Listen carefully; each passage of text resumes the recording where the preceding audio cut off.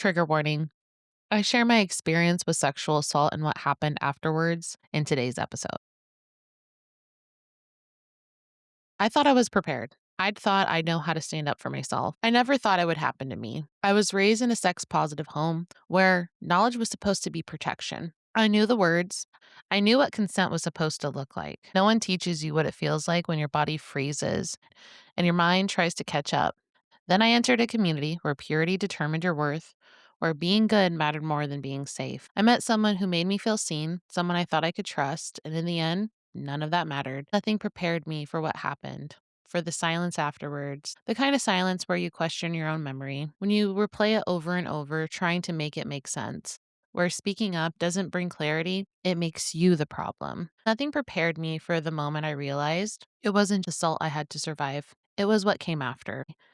Hi, it's me, Kimberly. Today, it's not an easy topic. It's heavy on my heart. I hope it reaches to the people who need to hear it. Maybe in some way it helps someone feel less alone. Before we go any further, quick note. This podcast is for reflection and conversation, not professional advice. Take what resonates, leave what doesn't, and listen in a way that feels supportive for you. Here's the question I want to sit with today. What happens when you don't just survive the assault, but the silence, the doubt, and the story people tell about you after? My story doesn't look like how people would expect. I wasn't violated in a way people picture. It was quiet, confusing, easy to dismiss. It was someone I trusted, someone I thought was safe. He would rub my leg, and one night, while his mom was driving me home, that touch moved somewhere it wasn't supposed to go. It was dark. I was confused. I remember him smiling, and I froze. I acted like nothing happened. It took a couple of days. I finally asked, "Did you mean to touch me there?" Like that. He told me it didn't happen. He said he didn't know what I was talking about. That was the moment things started to break. I didn't just question him, I questioned myself. I thought maybe I made it up, that I was the problem, that I was a pervert, that I was a whore. I tried to make it make sense in a way that made it my fault. What didn't make sense was how everything changed after. He didn't leave me alone. For weeks, I was told I was less than a woman, that my passions in art, music, and anything I loved was stupid, that a good wife was someone who stayed home and looked after children. He criticized how I looked, called me ugly, and then eventually he discarded me. Even then, I wasn't free. I still had to see him everywhere for years. And whether it was intentional or not, it kept me quiet. It worked so well that eventually I forgot why I was afraid of him. My body didn't forget. I withdrew from people, from his mom, who I loved, from mutual friends, because when I tried to make sense of it, I was met with things like, he's just a dumb boy. Boys will be boys. You're overreacting. You're making this uncomfortable. Just move on already. I did what a lot of people do. I stayed quiet. And then I started to believe them. A year later, I met someone, and by then I had already believed I was the problem. I stayed in a relationship that should have ended in 2 weeks and stayed for 2 years, trying to prove I was lovable, trying to fix something that was never mine to fix. Even my family gave me a label: crazy, too emotional, too much. No one was asking why. No one was asking what happened. They were responding to the symptoms, not the wound. And the silence, it doesn't stay quiet inside of you. It turned into anxiety, confusion, self doubt. It rewrites how you see yourself. Years later, I was still performing like nothing happened, still connected on social media, still playing a role because I didn't want to be the problem. Until I started EMDR therapy. And after one session, memories came back.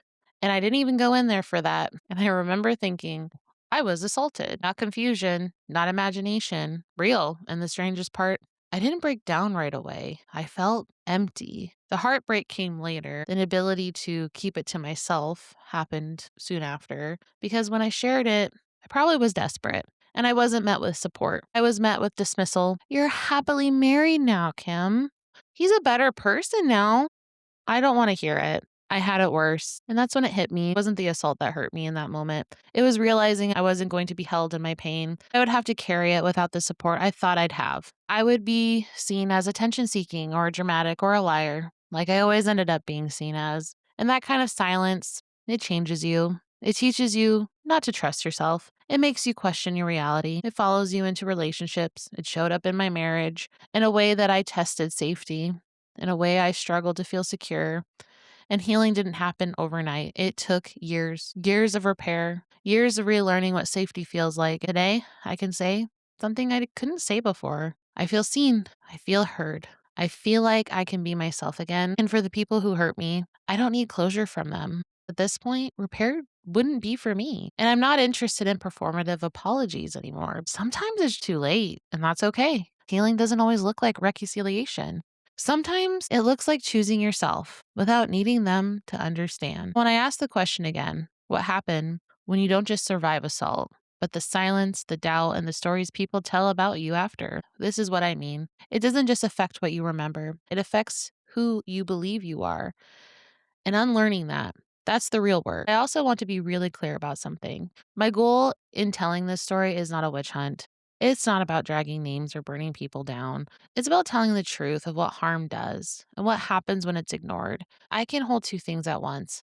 I can see that he may have been scared from the community that we were part of. I can see that he may not have had the tools to do the right thing. I also can say this that doesn't undo what happened. This is where my story actually sits. It went from no consent to harm to ongoing abuse. That's the issue for me, not the moment, everything that followed it.